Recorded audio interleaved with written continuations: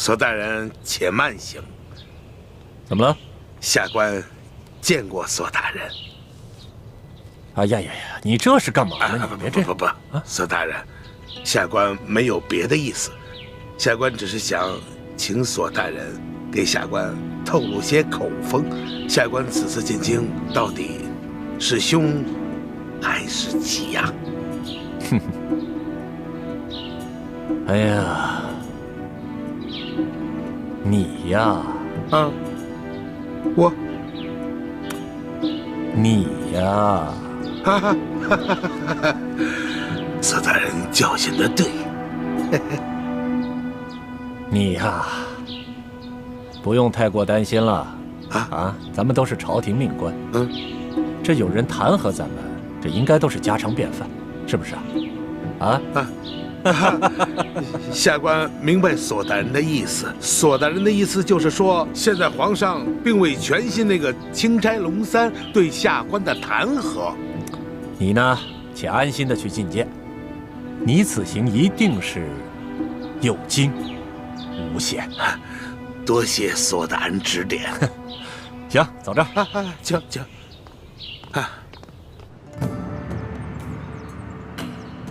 皇上。山西巡抚刘德昭觐见。宣刘德昭。这，刘德昭，皇上宣你觐见，请吧。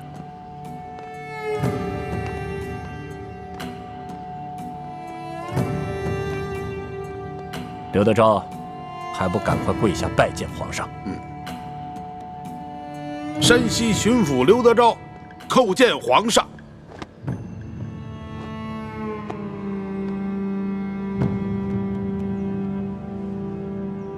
吾皇万岁万岁万万岁！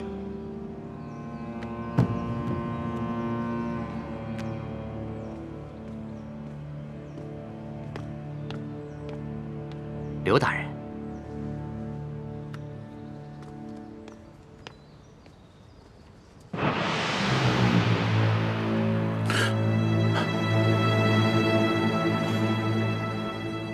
皇上，这些都是龙三弹劾臣的罪状，都是他无中生有所罗织的罪名，无中生有啊！刘德昭，钦差大人与你无冤无仇，为何要无中生有罗织罪名来诬告你？回皇上的话，这龙三向臣索贿不成，所以怀恨在心。他暗中勾结牛角寨上的悍匪，盗抢我府库的官银，还有这龙三。他私刻玉玺，伪造密旨，干涉我山西地方政务。皇上，这一桩桩一件件，臣据查实。皇上，请皇上明察。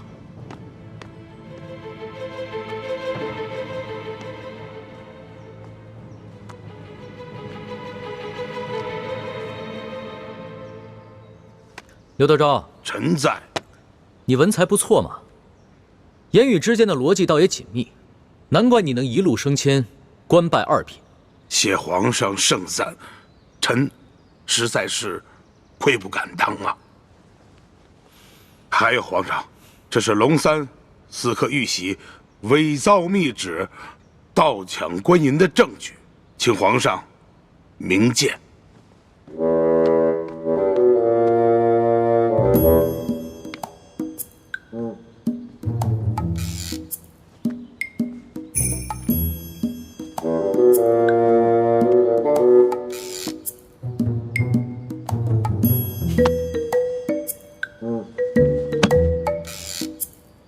没错，这个玉玺和密旨都是假的。皇上，除了这些物证以外，臣还有人证。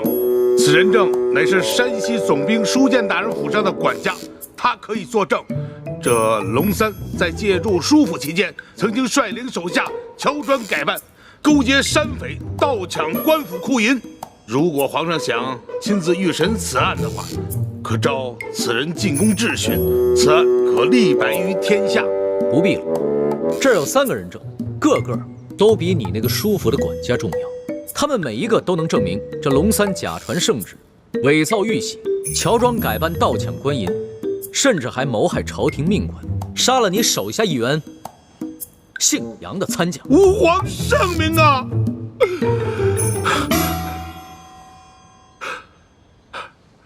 皇上实在是圣明啊，但不知现在那3人现下何处啊？刘大人，别来无恙啊！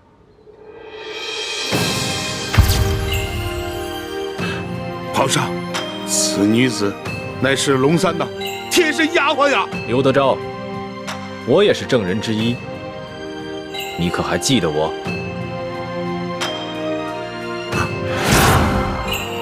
皇上，这个人也是龙三的心腹啊，抢到官银也有他的份啊！皇上，不管他们说什么，你可不要听他们的谗言呀！皇上，何止他们俩有份儿？刘德昭，臣子，你为何不抬起头来看看朕？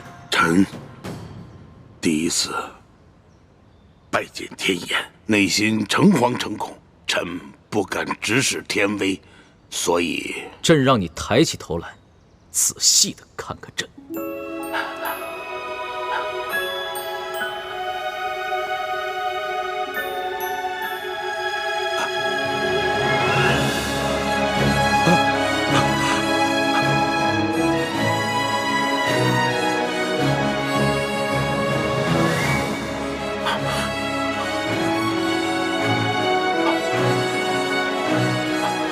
皇上，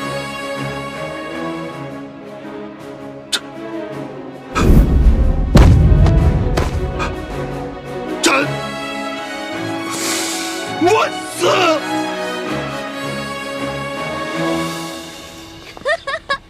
真的，特别好笑，太好笑了！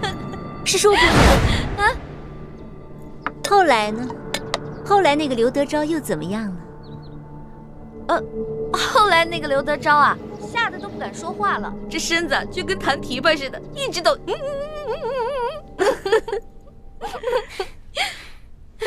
还真是有趣。真可惜，我没能当场看看他的丑态。哎呀，你还好没到现场去看他那个丑态，你都不知道当时啊一股恶臭。结果你猜怎么着？吓得那厮尿裤子了！哎呦，臭的我呀！龙小弟赶紧叫人把他给拖走了。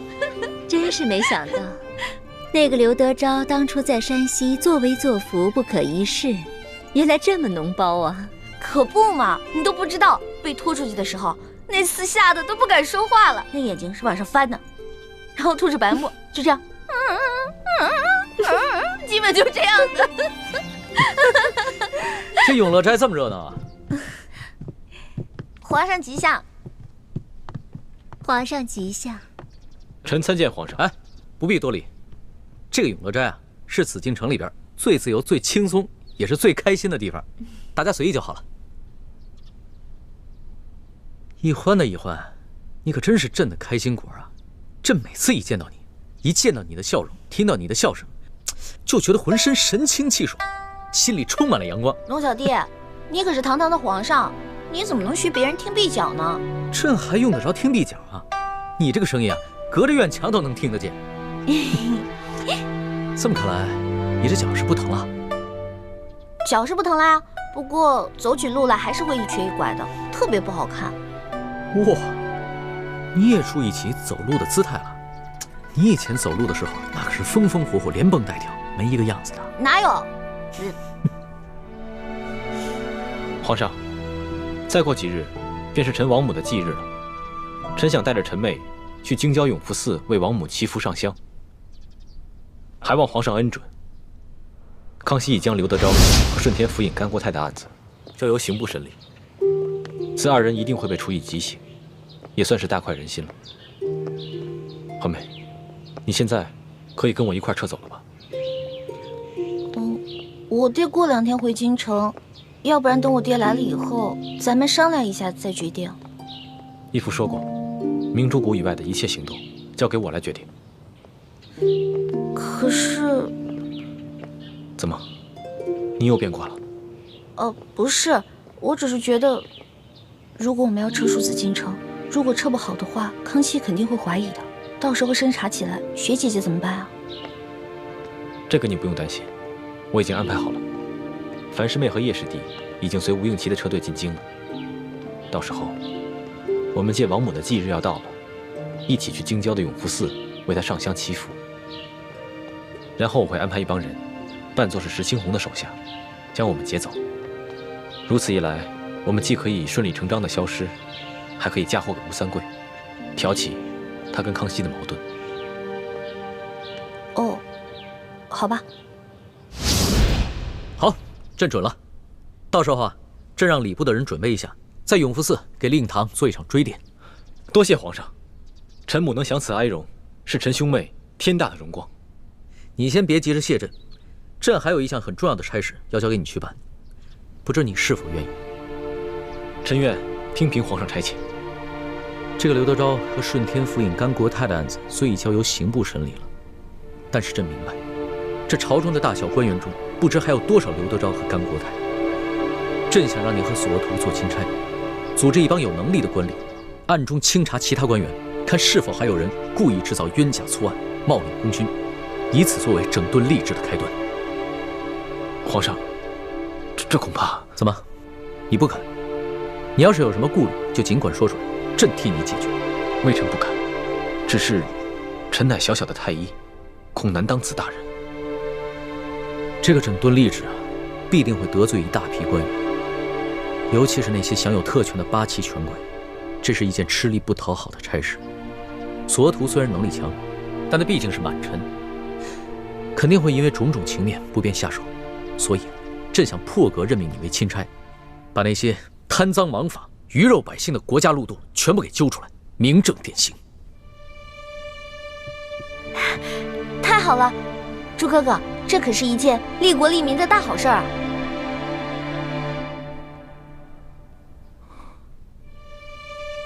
李爱卿，朕思前想后，这满朝文武，只有你最能堪此重任。第一，你没有盘根错节的裙带关系，背景干净；第二，你文武双全，办事能力强，而且还不怕有人买凶暗杀你；第三，也是最重要的一点，你不贪图荣华富贵，心中藏着天下百姓，肯为他们牺牲。锦清，你可愿意？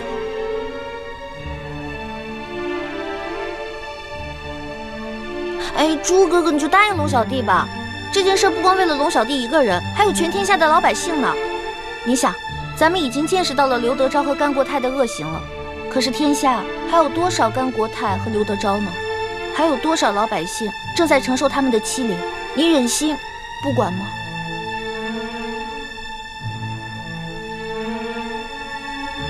微臣遵旨。太好了，我就知道朱哥哥不会让我失望的。大师兄，如此一来，你和小师妹要撤出紫禁城的计划，怕是要推迟了。这也是无可奈何之举。我不想让奕欢失望，更不想错过这个为天下老百姓除害的机会。可你有没有想过，你帮康熙整顿吏治，肯定会面临极大的风险。就算你最后千辛万苦做成了，也是替康熙做嫁衣。到头来，老百姓感激的只会是康熙，不会是你。我想好了，我会借此机会，在清廷当中掀起一番大的波浪，挑起朝中各大权贵对康熙的不满。如此一来，老百姓既得了利，又能激起康熙跟群臣的内斗，引发他们的内乱。还是大师兄思虑周详。说实话，我心里也很纠结。如果我跟奕欢撤走，只留下你一个人在这宫里，完成寻找铜匣跟查找内奸的任务，实在是太危险了。我们也太自私了。大师兄，我知道你心里装着我们每一个人，你希望把每一件事都做到完美，对得起我们所有人。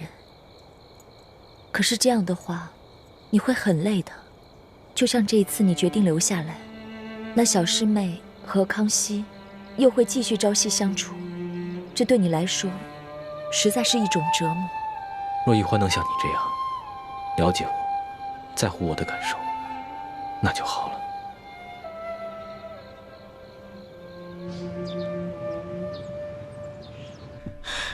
皇祖母，皇上对这李氏兄妹是越来越好了，居然让礼部尚书以朝廷的名义在永福寺在他们的王母继承进行追祭，这可如何是好？哎呀，山雨一来风满楼啊！皇上这是有所动作了。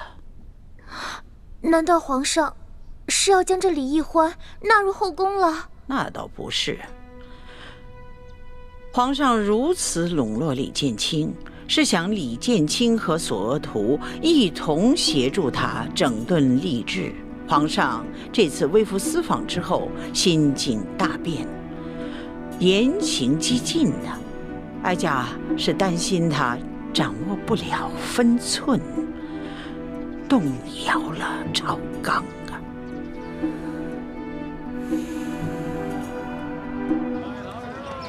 吴公子一路辛苦了。永历帝的遗物已经顺利押运到京，我们兄妹二人也该告辞了。待明天面圣交旨之后，我也要返回云南滇都了。反正二位也是四海为家，不知可否随我一起到云南滇都一游呢？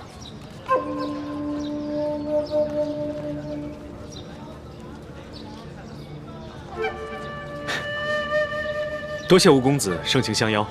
这样吧，容我们兄妹二人多考虑几日，再做答复。也好，那我等你们的消息。吴公子，后会有期。后会有期。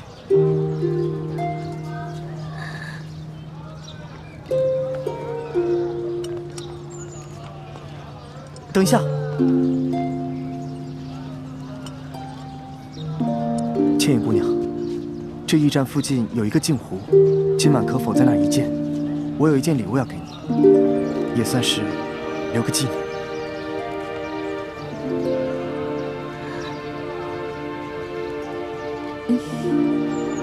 多谢叶兄。走吧。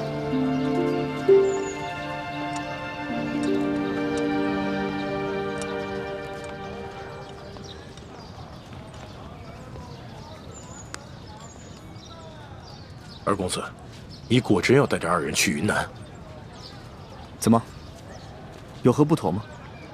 这叶氏兄妹可是来路不明的江湖人士。父王不是跟我说过了吗？要多多结交这些江湖能人。可是卑职觉得这兄妹二人另有图谋。这一路走来，若他们真有什么图谋，那早就暴露无遗了。行了，你不用说了，我自有分寸。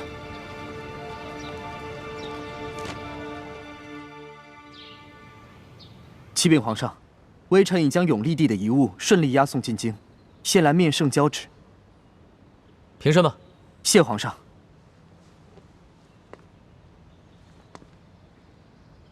二公子，山西一别，别来无恙啊。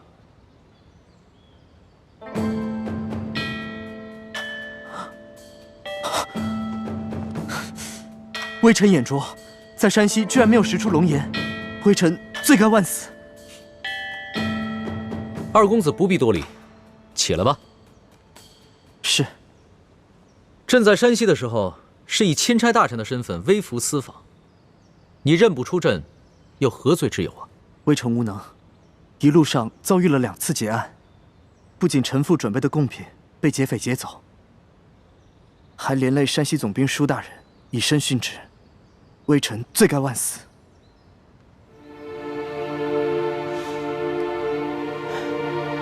这山西劫案一事，朕已查明，是鳌拜的余党刘德昭所为，与你毫无关系。你一路护送永历帝的遗物进京，甚是辛苦。你和平西王对大清那是忠心耿耿，朕得好好的赏你。谢皇上恩典。起来说话吧。是。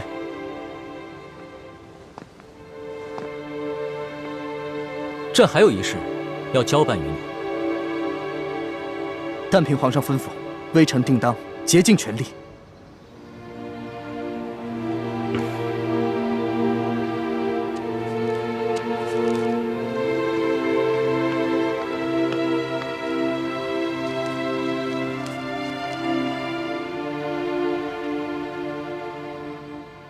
这单子上面的药材都是云南独有，有劳你回了云南之后尽快制办，用快马送至京城。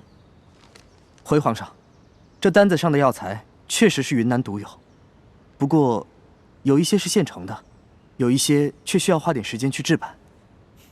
那就尽快抓紧时间置办吧。是。你进京之后，可曾见过你大哥？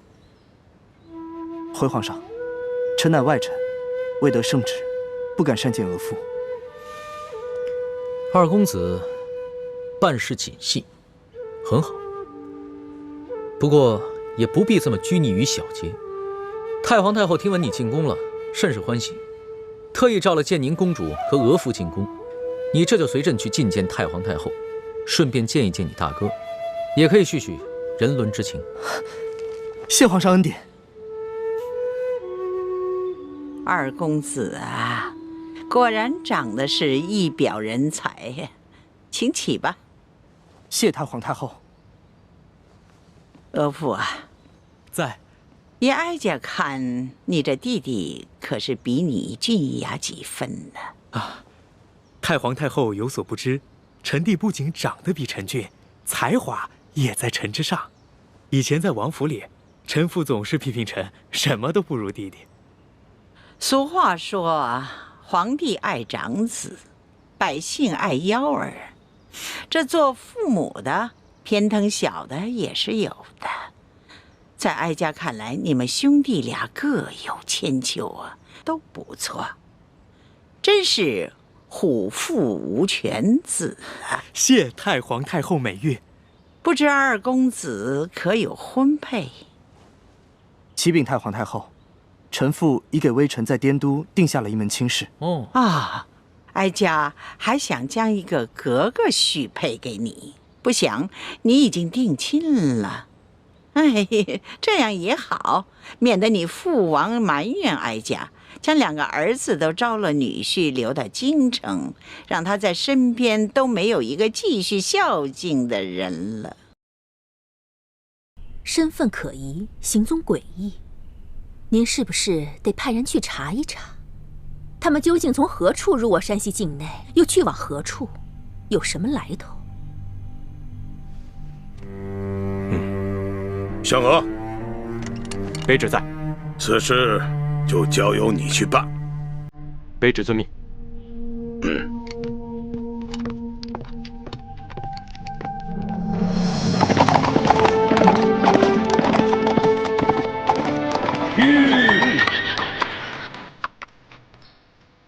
二公子，这应该是钦差大人到了，这些都是先行他们的便衣侍卫。就。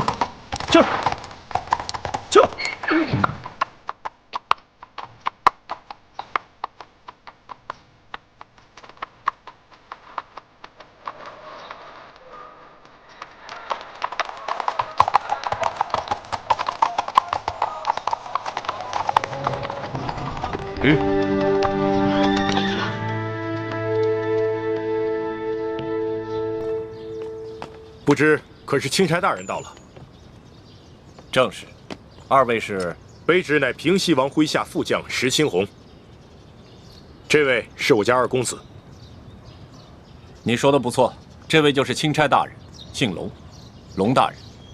吴应奇参见钦差大人，大人辛苦了。二公子果然是风神如玉，真是一表人才啊！是，虎父无犬子啊！钦差大人过奖了。啊，对了，二公子，这皇上特意命我悄悄护送丽嫔出宫探望舒大人。吴应奇拜见丽嫔娘娘。免礼。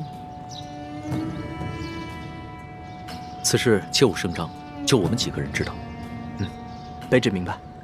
舒大人现在的情况怎么样了？至今一直昏迷未醒。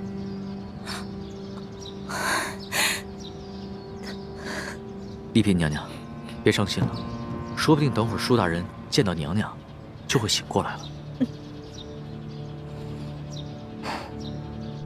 秋官啊，你说这几个村民怎么会无缘无故的失踪了呢？而且这些剩下的村民皆是一些老弱病残，你说他们都去了哪儿了呢？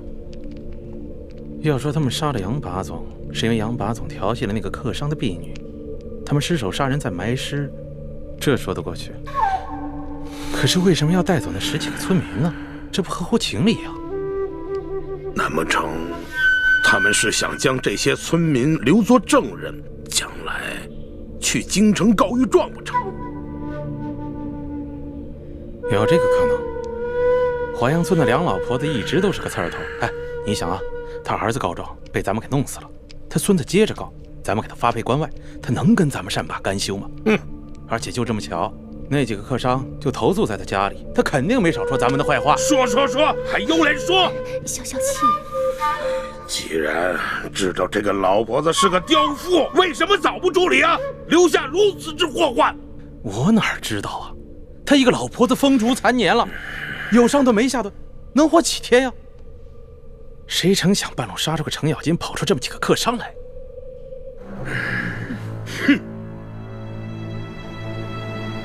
听密报说，这书建前1个月以前曾向皇上上了一道密折，举报我和整个山西官场的官员。当时皇上忙于敖中堂的事情，所以将此密折留中未发。现在敖中堂已经被皇上给捐尽了，看来这皇上可以腾出手来，有时间整顿吏治了。难不成那几个神秘的客商是来自京城的密使？什么意思？什么意思？来干什么来了啊？你慌什么？我告诉你，现在整个山西的官场那就是铁板一块，只要书建一死，任谁都查不出什么。你说的轻巧，书建什么时候死啊？他什么时候死？就最后这么一口气，他什么时候咽？他绝活不过今晚。哦。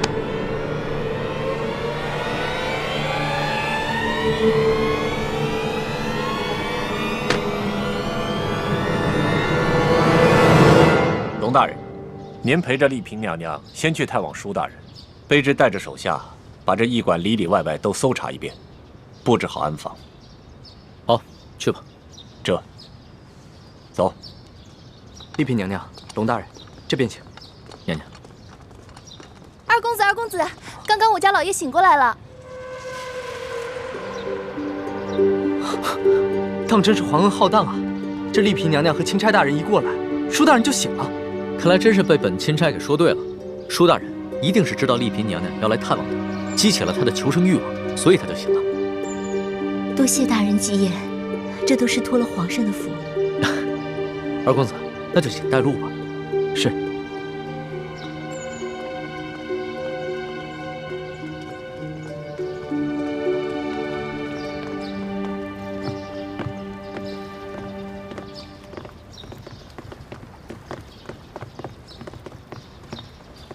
娘娘，舒大人就在这个房间养伤。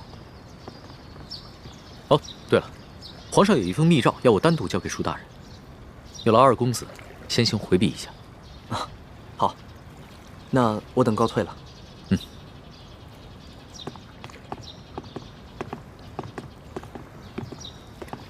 你们也先都退下吧。是。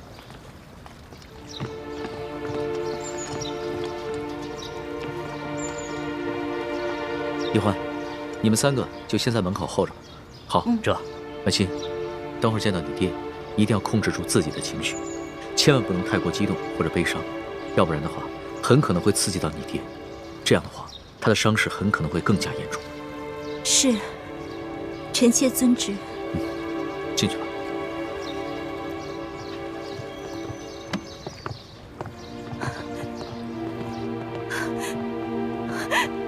爹。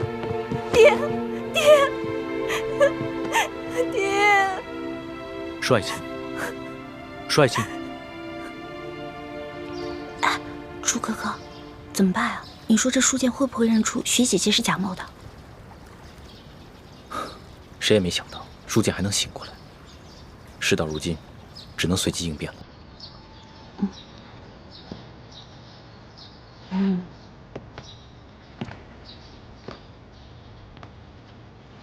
你们两个要悄悄商量什么？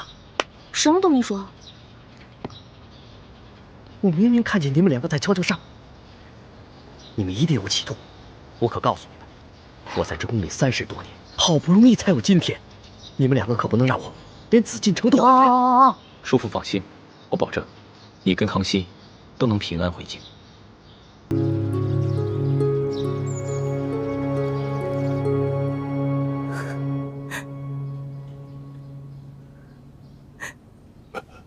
皇上，先别急着起来，安心躺着。少爱卿，不仅朕来看你了，你看，还有谁一起来了？爹，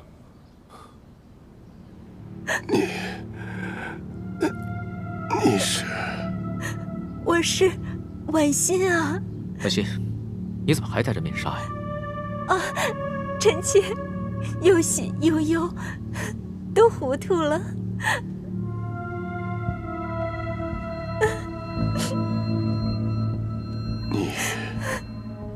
你是婉心？真的是婉心？你怎么来了？少爱卿，朕知道你只有这么一个女儿，所以啊，朕特意带她来一同探望你。临出宫前啊，朕已经封婉心为丽嫔了，入住永和宫。谢主隆恩。婉心啊，你既然封了嫔，你就是爹的主子了。从今天开始，不要再来看爹了，要好好的伺候皇上。婉心啊，你忘了刚刚朕怎么跟你说的？别老顾着哭啊！皇上，臣妾忍不住，臣妾忍不住。行了，那你先去一边，稳定稳定心思。朕先和你爹说几句话。是。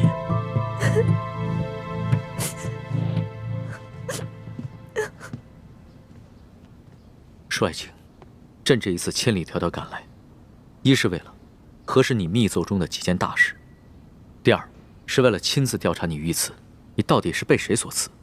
为什么他们要行刺于你？他们是不是因为知道你给朕上了密奏，想要灭口？不是灭口，是想要金钥匙。此刻身手非凡，绝非普通劫匪，是臣拼死保护金钥匙，才被打成了重伤。那你这么说的话，凶手应该已经知道了金钥匙的秘密。你能不能认得出来，他们的身手到底是出自哪里？不知道，臣只知道，在事发的前一天晚上，平西王府秘密的派了个人来。少爱卿，婉心，快倒水来。是。少爱卿，少爱卿。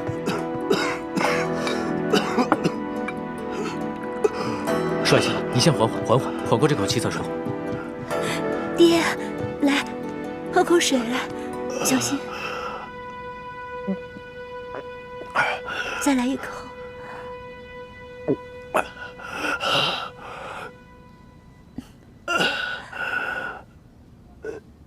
怎么样，好些了吗？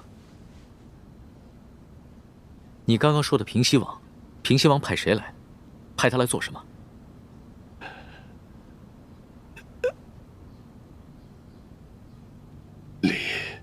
丽嫔娘娘，你怎么瘦了这么多，下巴也变尖了？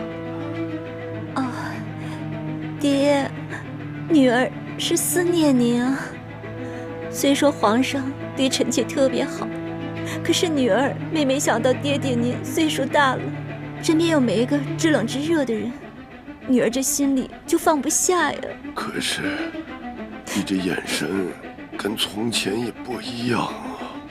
爹，您糊涂了，女儿已进宫数月，哪能跟在家里当姑娘时一样啊？面色怎么也变了？这连日来赶路，女儿染了风寒，吃几副药就好了，爹爹不用挂心。啊！爹！帅星，帅星，帅星！李太医，李太医！主子，怎么了？你看看，帅星晕过去了。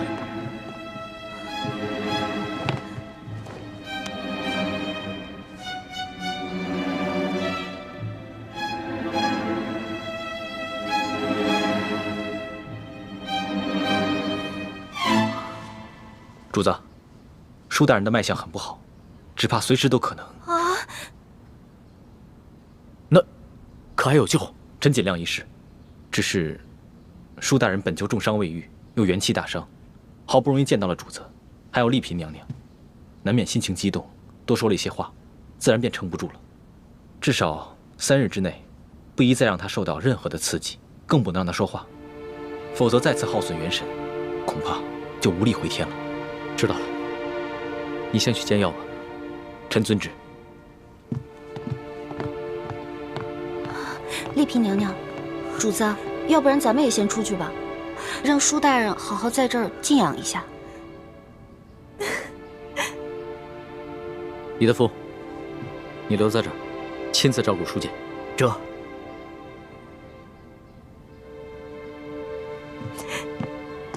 走吧。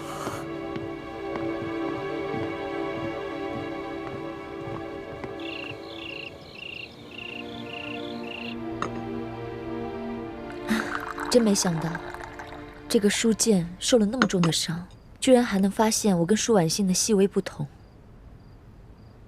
多亏我在他的水里下了迷魂药，把舒剑迷晕了。婉欣，快到温水了。是。帅星，帅星。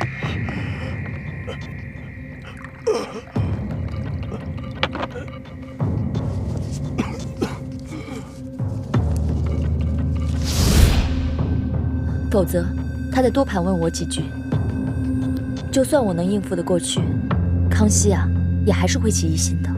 也不知道六师傅找到舒婉欣了没有？咱们两边都不能再出半点岔子了，否则倾城的身份就暴露了。只有我一个人暴露不要紧，万一康熙心思那么缜密，他会想咱们在宫中的点滴细节，就会把你们两个也怀疑上的。舒婉欣就交给六师傅了。至于这个舒剑，不能让他再醒过来了。你们什么意思啊？你要杀了舒剑啊？不行，我不同意。舒剑不同于鳌拜，也不同于刘德昭，在鳌拜权势熏天的时候，他就敢冒死向皇上上密折，为民请命，这样的好官你也要杀呀？我不懂什么国家大事，我也不明白为什么师傅们一直说要光复大明，但我只知道，在这个世上，你们跟师傅是我最亲的人。既然你们说我们是大明的子民，那我就有责任跟你们一起光复大明。可如果光复大明就要滥杀无辜的话，这我坚决不同意。欢妹，你别说了，我不听。如果你要真的杀了舒剑的话，我再也不理你了。大师兄，就算易欢不反对，我也觉得这件事要在驿馆这么多人的眼皮子底下杀了舒剑，这风险也太大了，稍有不慎就会被康熙发现破绽，那我们不就前功尽弃了吗？那这样吧，我试着给舒剑的药中加入少量扰乱心神之药，让他暂时丧失神智。等将来风平浪静了，我再帮他恢复神智。到那个时候，我们也不必将舒婉欣软禁在明珠谷了，他们父女也能够团聚了。这个我同意。你看，其实只要我们稍微用点心思，多为其他人考虑考虑，不就有两全其美的办法了吗？只是要让舒剑像鳌拜一样丧失神智，又不让人察觉，这难度比杀了他更大。但是为了不让你失望，我愿意冒险一试。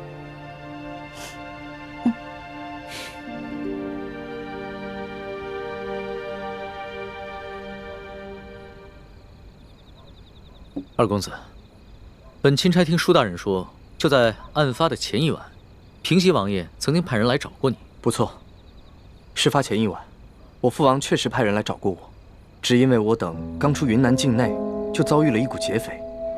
不仅我父王进贡的一些云南特产，还有一些值钱的财物，全都被劫匪给劫走了。哦，我父王十分震怒，所以就派人过来追问详情。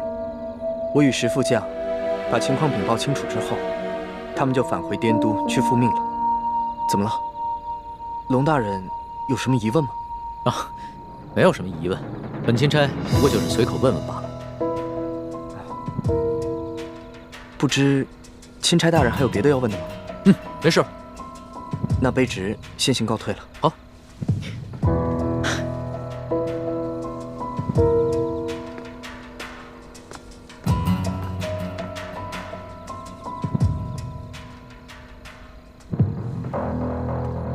这吴应奇遇到舒剑之前，确实遭遇过劫匪，他们也向朝廷禀报过，所以我才会派舒剑护送他们进京。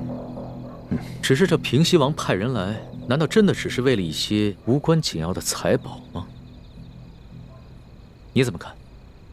主子，您是不是怀疑这刺杀舒总兵的刺客和平西王有关？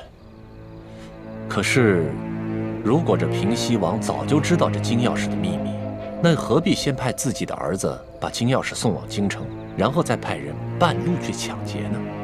那你觉得谁的嫌疑最大？奴才以为，这刘德昭可是鳌拜一手提拔的，鳌拜老奸巨猾，他会不会假意向皇上禀告这金钥匙的秘密，然后暗地里又派人悄悄地来劫呢？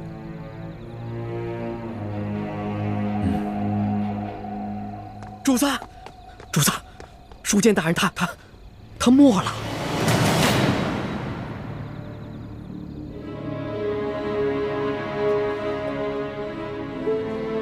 奴才一直听从主子的吩咐，守在舒剑大人的房门外，就连一只苍蝇也不让飞进去。可是刚半夜的时候，奴才就腹内疼痛，我等不及换班的人来，就去了趟茅厕，前后才一盏茶的功夫。等我回来，舒大人他就……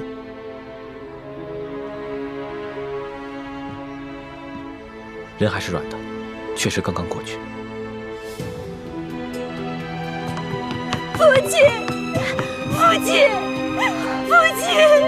娘娘，娘娘，钦差大人还在旁边呢。爹，父亲。李太医，晚饭之前我还跟你探望过舒剑，当时他的脉象不是一直很平稳吗？当时确实有所好转，只是不知怎么突然就……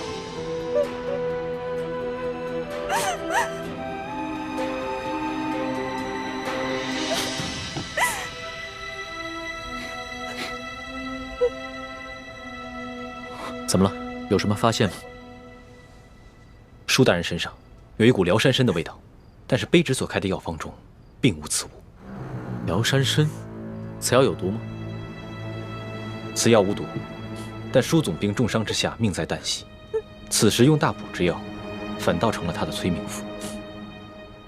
所以你的意思，舒大人是被毒死的，是吗？可以这么说。舒大人冒死为民请命，如果还有人毒害他，那这个人就是是非不分、丧心病狂了。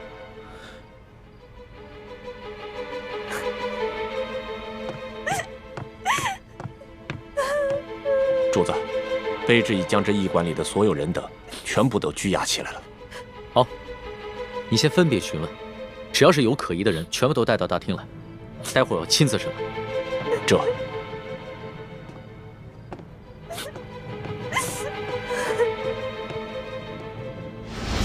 朱哥哥，你实在让我太失望了。欢梅，人不是我杀的。不是你杀的，不是你杀的，是谁杀的？你对我就这么没信心吗？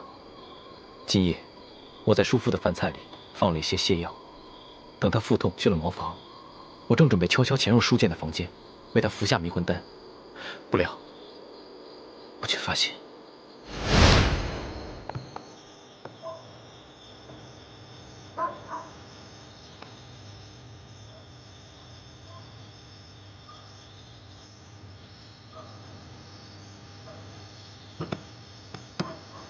哦，肚子怎么这么疼啊？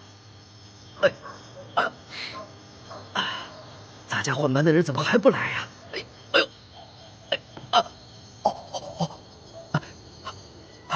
哎呦，算了，我先去吧。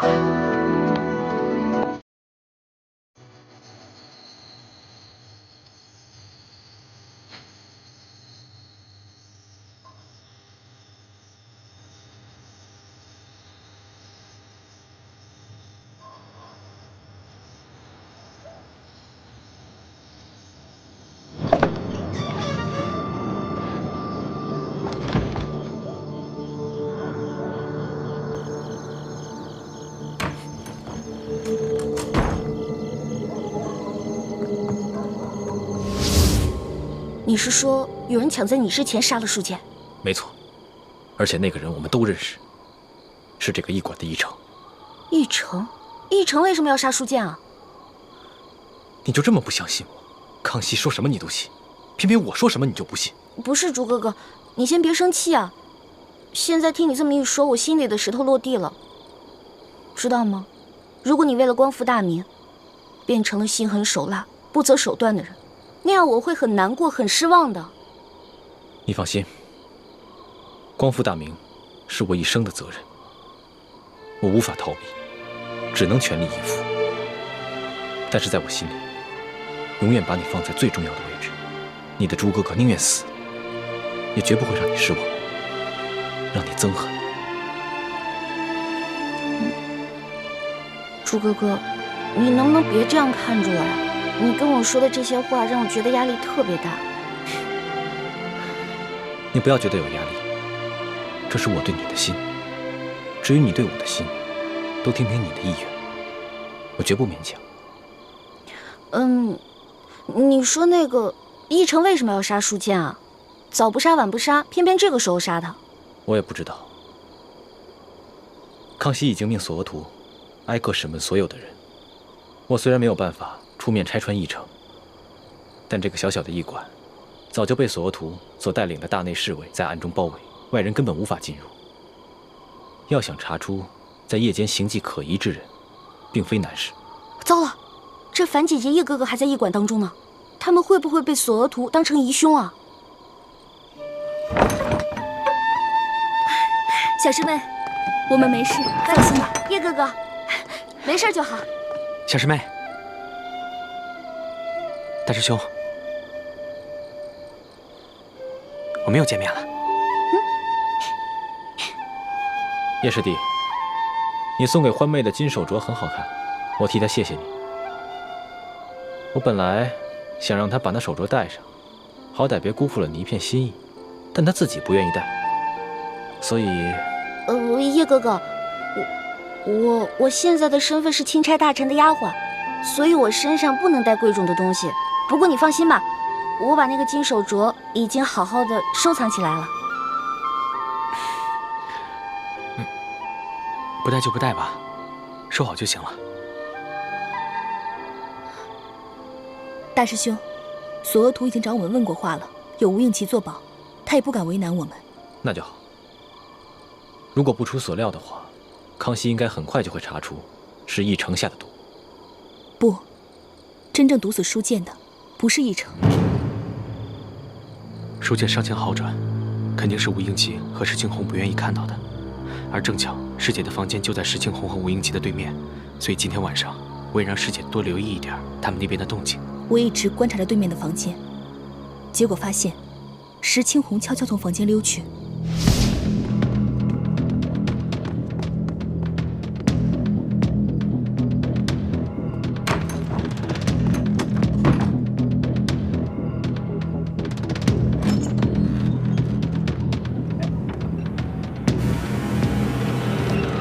那个黑衣人就是石青红。难道今晚潜入书剑房间的，除了我跟奕成，还有石青红？没错。大师兄，我们何不借此机会，调解康熙跟吴三桂之间的矛盾呢？这是一个好机会。叶师弟，你一向心思缜密，思虑周全。如果你能把所有的心思都用在光复大明的大业上，我相信你爹和师傅们一定会很开心的。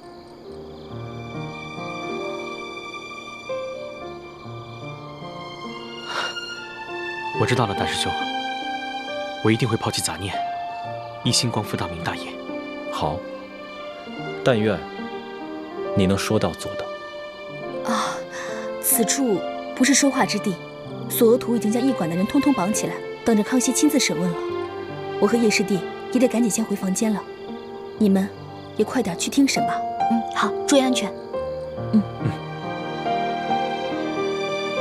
走，注意安全啊！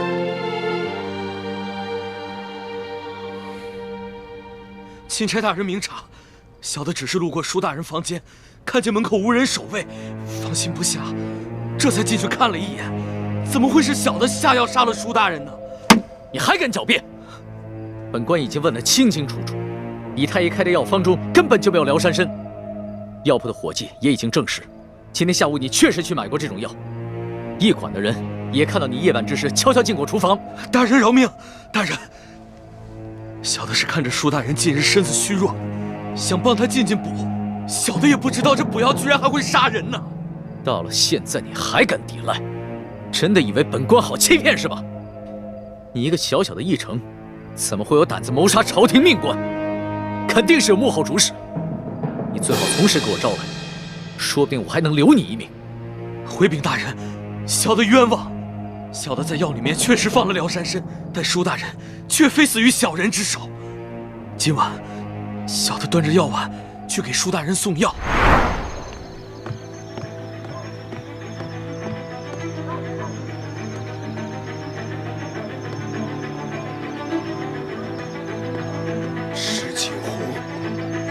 是你！真正的凶手跟小人一样，是用辽山参杀人。小的听见舒大人在临死之前亲口喊出了真凶的名字，就是石青红。混账！你血口喷人！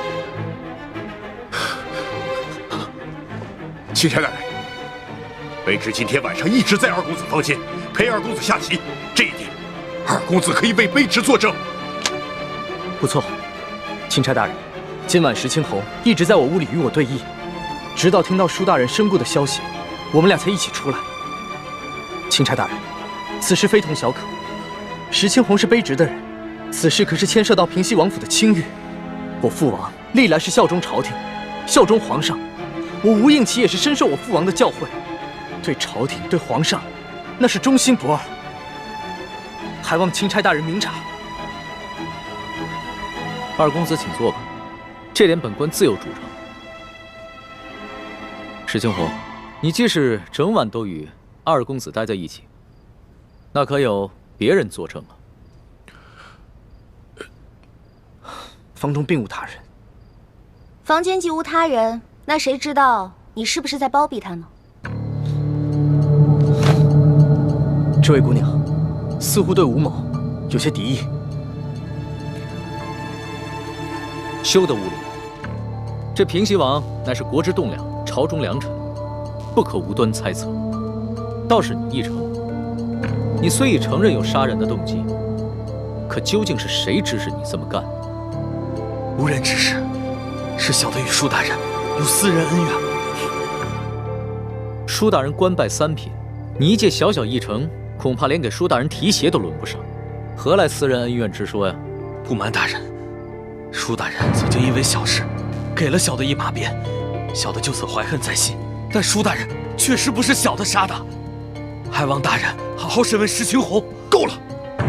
我平西王府与你素昧平生，你为何硬要将这屎盆子扣在我平西王府头上？小的确实亲耳听见舒大人临死的时候说的是你的名字，小人没有撒谎。你石青红，不得鲁莽。钦差大人自有公道。奕成，你本就是一个小小的议程，哪有胆子谋害朝廷命官？你最好老老实实的说出你的幕后主使，要不然的话，很可能会罪加一等，连累你的家人。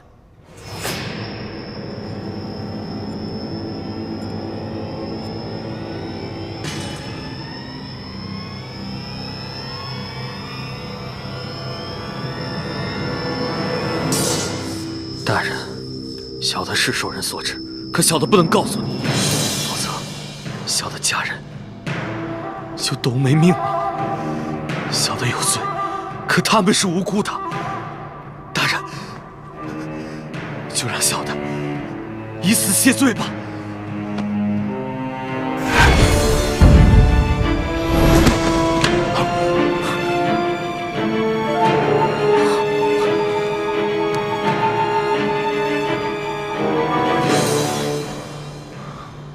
他舌下藏了见血封喉的毒药，见势不妙，便咬破蜡丸自尽。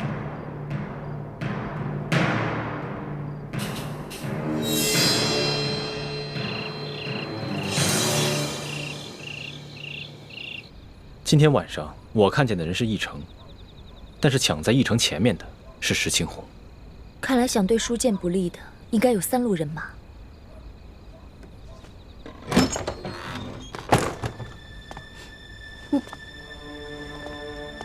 主子，李太医也在啊。一嫔娘娘悲伤过度，我来给娘娘诊脉，开一些疏散之药。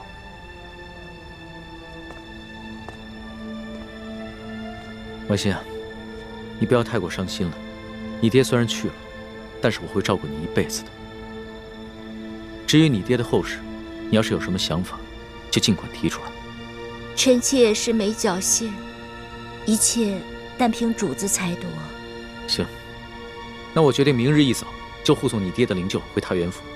虽然这宫里规定，这后宫的嫔妃不能因为娘家的丧事披麻戴孝，但是这是宫外，朕特许你穿素衣，以尽孝道。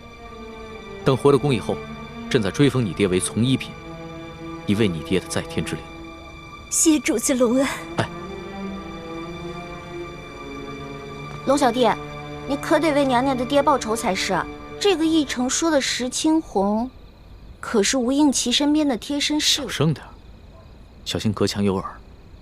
哦，我也怀疑这个人是吴三桂，只是此人极其奸诈狡猾，很有可能在鳌拜身边埋伏了奸细。说不定他送出金钥匙以后，才知道金钥匙的底细，再派人追回也是极有可能的。只不过吴三桂兵强马壮，雄霸一方，我暂时不想打草惊蛇。哦，怪不得主子要替他敷衍过去呢。这鳌拜的余党和吴三桂，都是我的心头大患。可是这重症不可用急药啊。主子，这舒总兵之死，还有山西的贪腐窝案，可不是一时半会儿能够查清楚的。这为了安全起见，不如主子您早些回京吧，然后由奴才陪着丽嫔娘娘一起护送舒总兵的灵柩返乡，可好啊？索大人所言极是，主子还是早点回京吧。行了，我知道你们担心我的安危，但是这次出宫以来，所见到的事情简直闻所未闻。纸上得来终觉浅，我还是想在这山西多待几天，多体察一下民情。可是主子，现在这情况实在是太复杂了，这万一出现什么意外，奴才怕是担当不起啊。身为天子，最大的威胁不是一些宵小之徒的暗杀，而是没有能力治理好这个国家，让百姓天天盼着你死。我不可能一辈子都待在深宫里面，仅凭折子来治理天下。虽然在这儿体察民情会冒一些风险，但是既是值得，也是应当。龙小弟，说得好，我支持你。以后无论你做出什么决定，我这个老大都会拼命保护你的。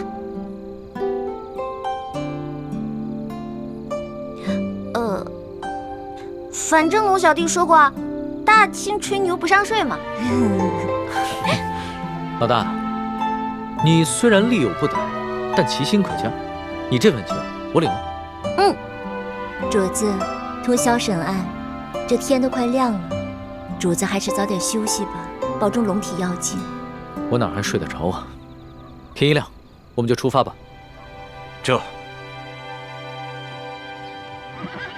钦差大人，今天一早，石青红就去了那个义成的家，听其邻居讲，就在前几日，巡抚衙门的捕头在其家搜出一箱赃银，目前他的妻儿老小全都入狱了。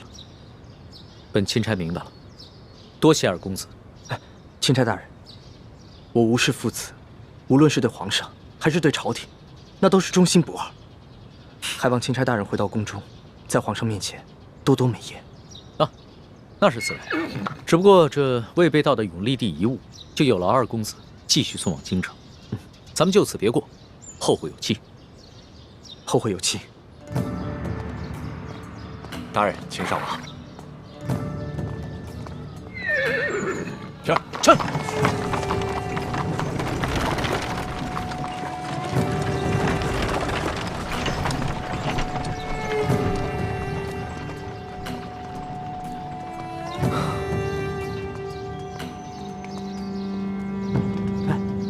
倩影姑娘，不如趁着清晨天气稍凉，我们上路吧。好。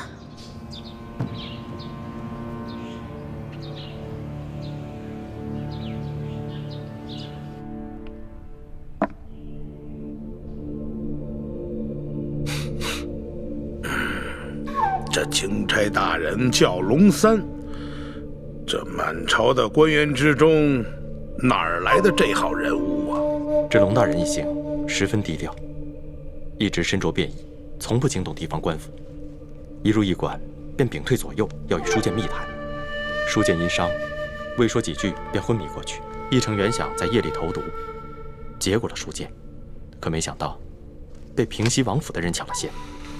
龙大人不敢得罪平西王，所以就把责任全都推给了义成，逼着他说出幕后的主使。哼，这不是自己给自己找麻烦吗？啊！本来这书剑御赐与我们没有一文钱的关系呀。本想着这次可以除却我这眼中钉，现在可倒好，这屎盆子全都扣到咱们自己脑袋上了。大人，义成知道自己把事情办砸了，怕连累妻儿老小，已经服毒自尽，并未供出大人。我告诉你，若是此事深查的话，那还查不出来这义成的一家老小是咱们抓的？这龙大人一看还不明白？现在急也没什么用了，依我看呢，咱们只能是一口咬定，这义成的妻儿老小是窝藏赃款，咱们是秉公办案，只要不让这个钦差找到证据证明书剑的死跟义成有关，那他就根本奈何不了咱们。但愿吧，但愿这个钦差大臣跟以往是一样的，是一个懂规矩、好说话的。